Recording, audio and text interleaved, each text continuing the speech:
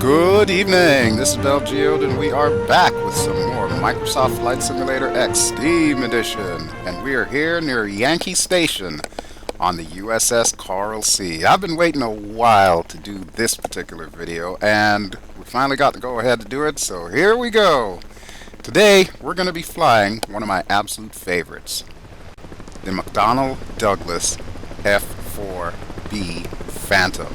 And as you can see with the little text below, the carrier that we're on today, the USS Coral Sea, comes with this aircraft. It is bundled together with the aircraft. The maker is SimWorks Studios. You're going to be seeing a good bit about them because I plan on doing a couple more episodes featuring the Phantom just to kind of go in depth with some of the things there. In the background, you'll also notice the LHA-2, which is the Saipan. Now, historically, the Saipan did not sail with the Coral Sea at this particular juncture in Vietnam, but I have it included here because I'm going to be doing some Hilo episodes where I'll want to show that off. So that's just like a sneak peek, shall we say. Alright, so what I'm doing right now is I'm coming out of the hangar, which is still a work in progress. This carrier is still in beta, even though the aircraft is ready to go. As they update everything, we'll be getting updates for the carrier, so you'll see it flesh out with like static aircraft and whatnot. But we're going to go up to the deck, and once we get there, we'll go ahead and fire this bad boy up. Now, one thing that you'll notice about this carrier, it's got animated people all over the place, and from my understanding there are even voices. If you're close enough, you can actually hear some of these guys talking to each other. Unfortunately, my ears have been clogged up all week. I've been having allergy issues, so I really can't hear that, so you'll have to let me know in the comments if you can actually hear these guys talking or not. Alright, so we are on the number 2 elevator here. I believe this is the number 2 elevator, and we're just waiting for it to go up. Okay, and here comes my ride any second now. There we go. That's an FSX thing where the wheels go into the elevator. It happens on the Nimitz as well. Alright, now that we are on the deck, I think I should probably start up one of the 2 engines here so that we can taxi off and don't end up back in the hangar. Alright, so on the left side, you will see that I've got a couple of switches over by the drag chute there. So we're going to want to turn those on, or at least the one for the number 2 engine. And we'll hold down the starter to the right, which is a right click, and wait for everything to spool up. You can see the gauges on the right hand side of the main panel there, and pretty soon it should be firing itself up. There we go. Okay, we got a good start on number 2. So now we can get off this elevator, which is going to go down in roughly about 6 or 7 minutes. So we got enough time. We'll release the emergency brake and we'll taxi onto the deck here. It does take a little bit doing to get going, especially when you've only got one engine on. So yeah, I've got the throttle like halfway up here.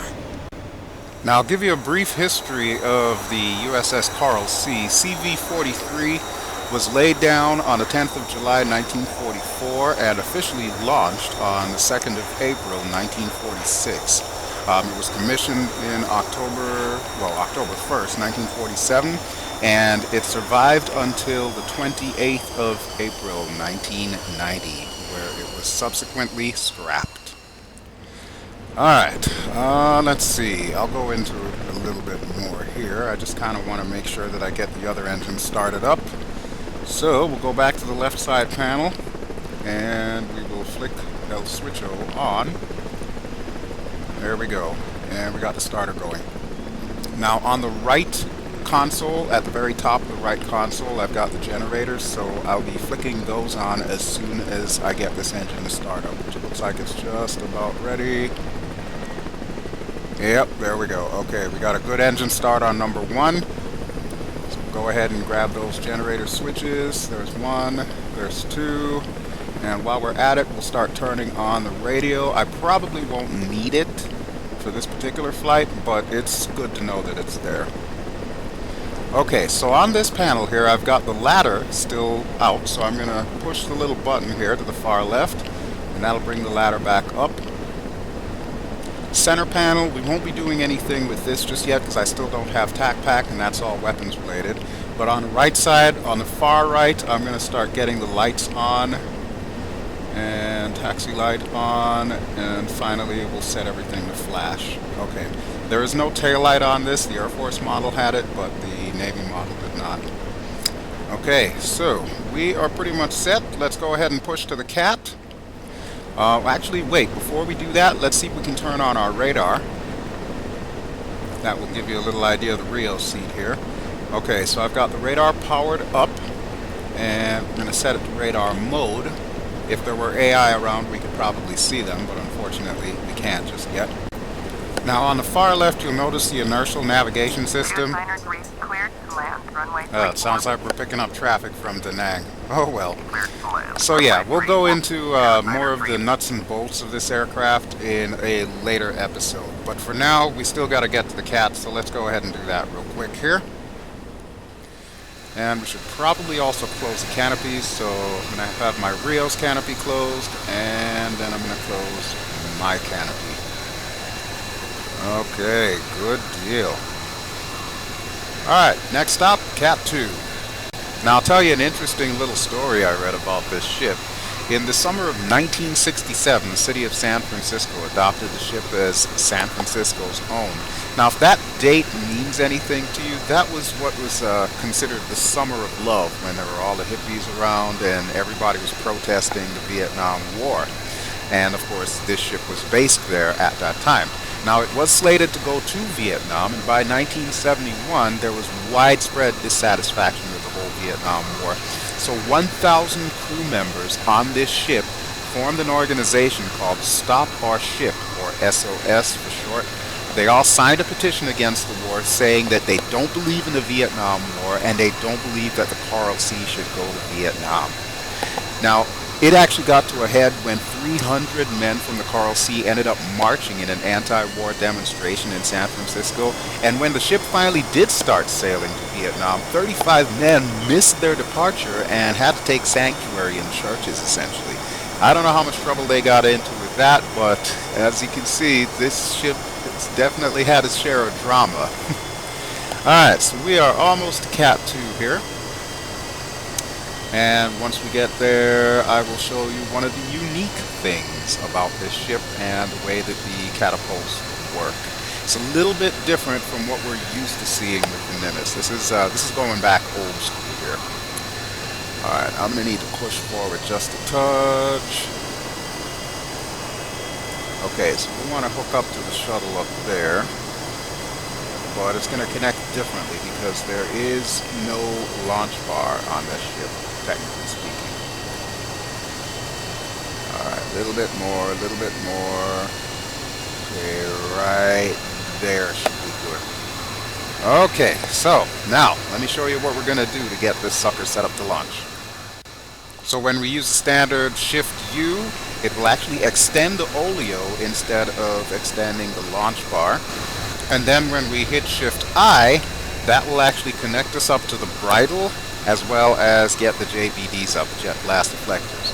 So now we're free to unfold the wings and get ready to power her up and get off this deck. Alright, everything is looking pretty sweet. I quite like it. And we're ready to roll. Another interesting little tidbit about this ship, when it was first built, it actually had a straight deck. It didn't have the angled deck until after the fact. Alright, so we got the okay from our CAT officer, so we're going to go ahead and power everything up to full military power. And everything looks good off to the left. You can see the angled deck there. Alright, here we go. No time like the present. Got an awful lot of thrust at our disposal here, so I'm going to not put it to full afterburner until after we're off the deck. And here we go! And we're off! Woohoo! Okay, we'll go ahead and get the flaps up, and then we will get underway. We're going to head over to North Vietnam for a few minutes here, and then make our rounds back out. Alright, so let me give you a few facts about the F-4 Phantom II. Had a crew of 2. Air Force called the backseater the Wizzo, or Weapon System Officer. Navy called them the Rio, Navy and Marines actually. And Rio is, of course, Radar Intercept Officer. So this thing had a length of 63 feet, a wingspan of 38 feet 4.5 inches, and a height of 16 feet 6 inches. It was powered by 2 General Electric J79 GE17A axial compressor turbojets, delivering 11,905 pounds per feet. Dry thrust, that's per engine. Top speed, Mach 2.2. Absolutely amazing plane. It generally cruised around 506 knots, and it had a range of roughly about 1,400 nautical miles and a service ceiling of 60,000 feet. I think it's fair to say when this aircraft really got going, it broke a lot of the prevailing speed and altitude records of the time. As we quickly get up to altitude here, I'm going to be kicking in the afterburners in a second. I just want to give you an idea of some of the armament. This thing could carry upwards of 18,000 pounds of weapons on external hardpoints, including general purpose bombs, cluster bombs, TV and laser guided bombs, rocket pods, air-to-ground missiles, anti-ship missiles, gun pods, even nuclear weapons if needed. Right now in this configuration we've got 4 AIM-7 Sparrows, which are radar-guided missiles. You can also carry sidewinders on this thing, but there's a little bit of a bug going on right now with the aircraft that they need to sort out. And once they have that done, you'll be able to see it with sidewinders as well. Now, one of the very important things about this aircraft, when it was originally designed, it was designed after the aircraft featured in the previous episode, the F-8 Crusader, so they did not have built-in guns. And let me tell you, that was an oversight.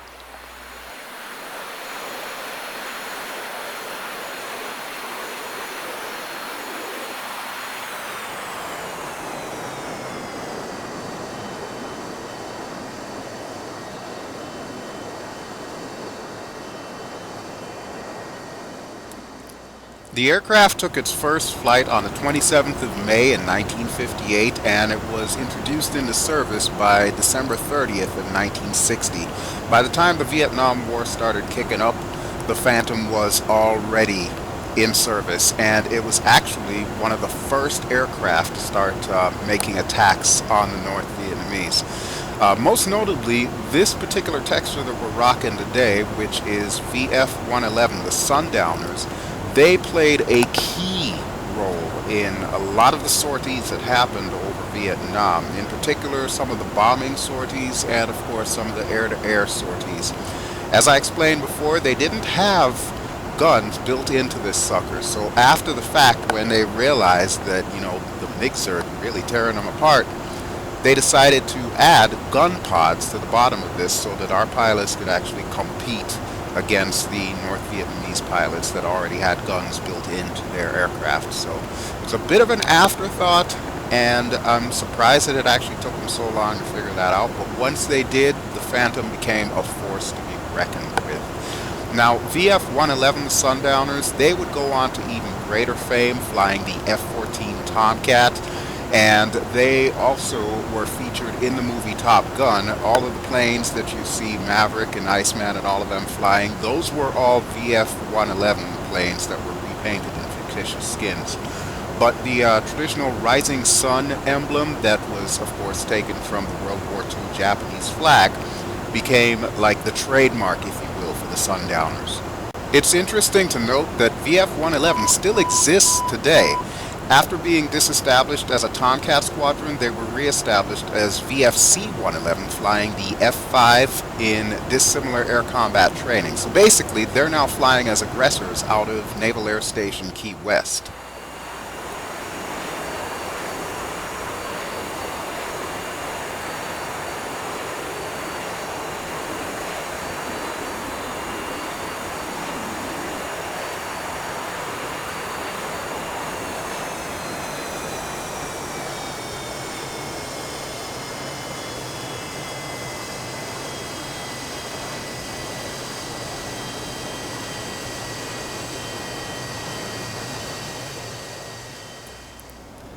As a testament to how impressive this aircraft was, the Air Force used it initially under the designation F-110 Spectre, but of course they changed it after the fact to the F-4 Phantom, which is what everybody else was calling it.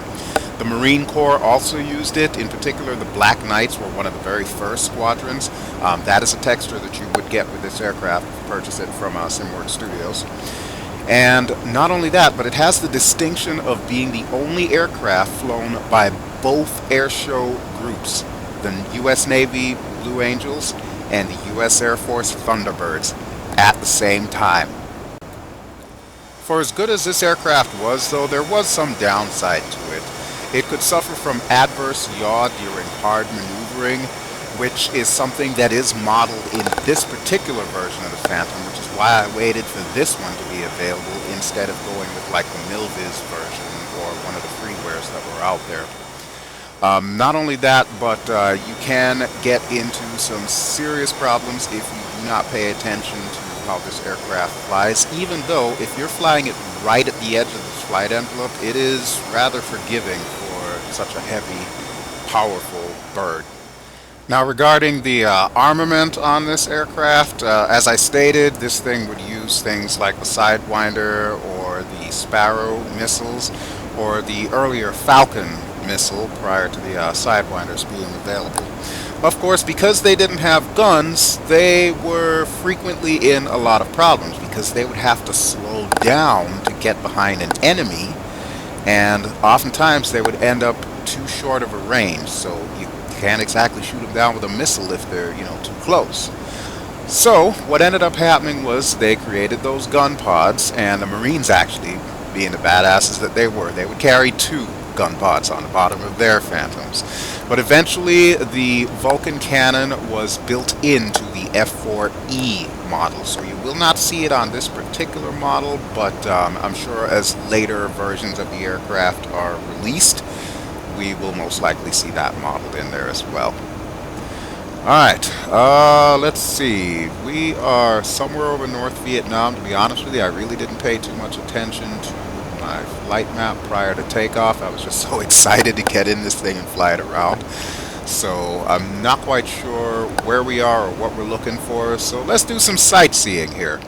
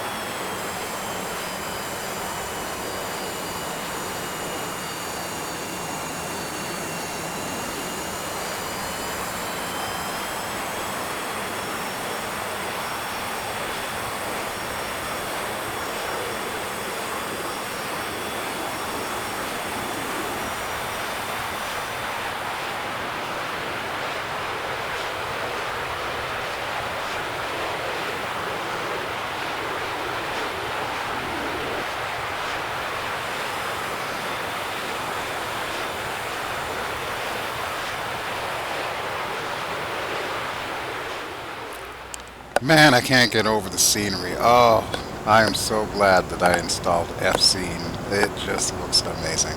Alright, but I was going to tell you a little bit about the Air Force model. What I'm going to do is, for the next video, when I go a bit more in-depth about how this aircraft functions, what features it has, I'm probably going to use the Air Force model, which the Air Force would have based their Phantoms out of Thailand, close to Vietnam. And the Air Force actually contributed to the longevity of this aircraft by deploying it in a wild weasel role, which is essentially suppression of enemy air defenses, which lasted all the way through till Desert Storm. It's also interesting to note one of the key differences between the Air Force version of this aircraft and the Navy version of this aircraft was the Air Force backseater actually had controls in here to where he could fly the plane. Don't ask me how he was able to pull that off, because you see what's in front of me, there's like no visibility whatsoever. You can see out the sides, that's about it. And of course, you know, they've got limited instruments. As you can see, I've only got the bare bones there, and then of course I've got that big huge radar and the INS system and all the other various stuff. But yeah, the Air Force, they wanted to have two pilots in there for the longest time until they finally decided to relegate the backseater, or the quote-unquote guy in back, to actual bombing duties, bombing and navigation duties. All told though, this aircraft had one of the most amazing kill records once they finally got all the various bugs out of the system. It took down a grand total of 33 MiG-17s, as well as 8 MiG-19s and 66 MiG-21s. Oh my God, they love to whop on those MiG-21s. And that is not bad for an aircraft that you can see miles away with that big, huge smoke trail. Now, even though the Phantom II has been retired from service as of 1996, at least from combat use, we still use it as drones for target practice, essentially, and there have been stories told that there are a few of these guys actually mothballed over at Davis-Monthan Air Force Base, otherwise known as the Boneyard, just waiting for that day when they may actually get called back into service. I hope when that day comes, they also don't forget those Tomcats that they've got chilling over there as well. Alright, let's see if we can find the carrier. We've gotten up to altitude, and I've got a pretty commanding view, but I can't see crap. And just to show you how prolific this aircraft actually was, about 5,195 of these suckers were built, and some of them still remain in service today with other countries. The countries that would operate this aircraft in the past were Australia, Egypt, Germany, Greece, Iran, Israel, Japan, Spain, South Korea, Turkey, the United Kingdom, and of course the US. Just about everybody referred to this thing as the Phantom, or in some cases, Old Smoky, Flying Footlocker, the Flying Brick, Lead Sled, Big Iron Sled, so many freaking nicknames. And of course, most famously, it was also called the Spook. Alright, I do believe we need to head a little bit more northwest here to see if we can find this carrier, so just bear with me while I get on track. And we're probably going to want to bring her down below the cloud layer here. Let's see, I want to head about 040. Because I believe the carrier should be out that way, at least if my cursory glance when we were flying in was correct. Now, I remember a few years ago I had a chance to sit in the cockpit of one of these things at the Naval Air Museum in Pensacola, Florida, and I remember it being a great fit for my 6-foot-tall body. Same as the Tomcat, it just feels like you're strapping on a jet, basically. Alright, we're going to turn the lights back on here so that way the carrier can see us on the way in. Of course, they can probably see us if they just look for the black smoke, pretty much. Okay, so let's bring the Sundowner bird down and do our carrier break.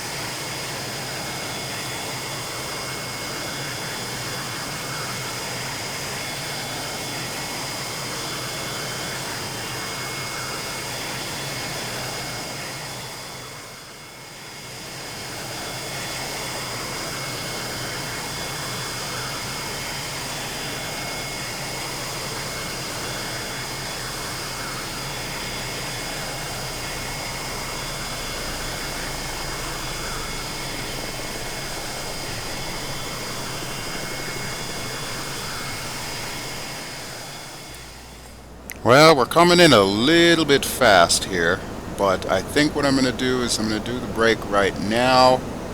And the carriers I know are heading due north, so if we can track due south, that should allow us to lose a whole hell of a lot of speed on this turnaround here.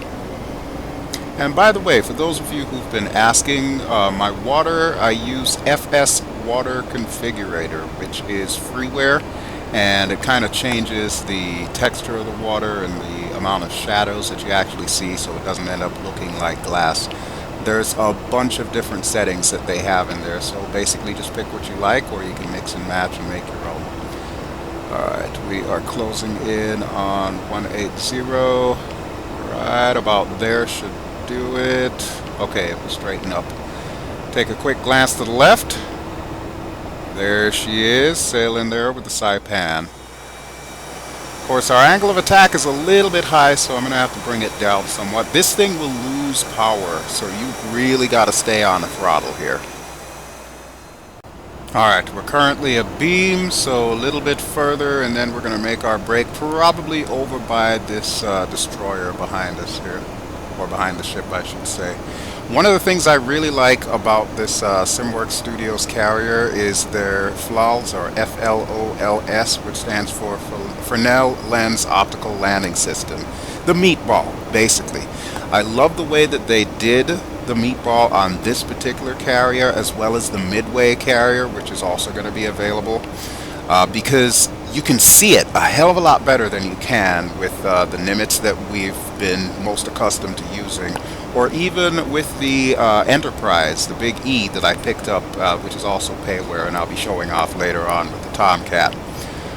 So as we turn around the final here, you'll get to see the meatball in action, and I promise you this, it will look a hell of a lot better than some of the previous episodes that I've done where you really couldn't see anything but a bunch of blur. Alright, so I'm going to use my traditional landing gear camera, which is not a part of the stock plane. This is a modification that I made. If you want it, please let me know in the comments, and I will copy and paste the information that you can put in your aircraft CFG. It'll give you this exact view that you have here. I'm still working with the guys at SimWorks Studios to see if maybe they can just make it a part of the standard aircraft package, but we'll see. Alright, we are just about lined up. We're still coming in a little bit fast. As you can see, we are now over the glide slope, and right about there we are on target. I can't see my gauges, so I can't tell what speed I'm coming in. I'm basically judging on the engine noise, which is really hard considering the fact that I can't hear anything right now. Okay, I think we should be able to pull this off. I'm going back inside. Come on, baby. Ah, crap, we're not lined up again. Oh, but we're down. But we're down. I don't remember seeing a wave off, so we're good. Whew, okay, so we are back, and this has been the McDonnell Douglas F-4B, or Bravo, Phantom 2. This particular skin was VF-111, the Sundowners, and it is part of the stock package that you will get as PAYWARE from SimWorks Studios. And just in case you were wondering, guys, no, I'm not getting paid to plug their products here. I just have been waiting for this one for quite some time, and I'm glad to see that this small team actually put a lot of love into this, and I am a very, very happy customer, I will say that. I can't wait to see what they come out with next. I know that there's still some more modifications that they need to make to the carrier, most notably adding some static phantoms around the area and various other aircraft. So you'll probably see this again in a few more Vietnam era episodes. I will be doing another episode with the Phantom coming up real soon as I go a little bit more in depth into the instruments and how this thing functions here.